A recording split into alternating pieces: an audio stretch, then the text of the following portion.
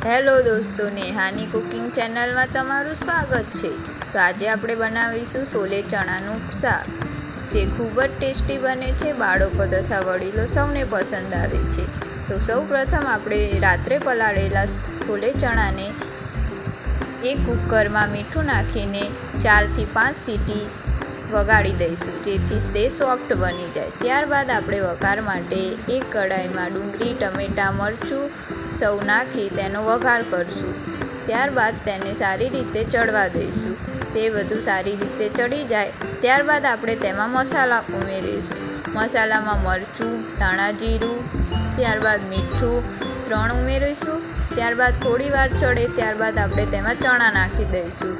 ચણાને સારી રીતે હલાવી લઈશું। મસાલો મિક્સ થઈ જાય ત્યારબાદ આપણે તેમાં થોડું પાણી નાખીશું, જેથી તેની ગ્રેવી જળવાઈ રહે। ત્યારબાદ આપણે તેમાં સ્પેશિયલ મસાલો જે તમે વાપરતા હોય તે તમે નાખી શકો છો।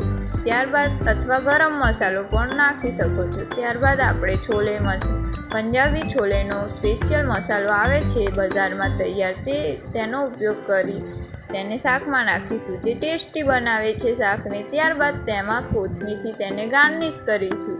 કોથમીરથી સ્વાદ ખૂબ જ સરસ આવે છે। ત્યારબાદ તેને સારી રીતે મિક્સ કરીશું। આવી રીતે તૈયાર છે છોલે ચણાનું શાક। અમારી ચેનલને સબસ્ક્રાઈબ કરો।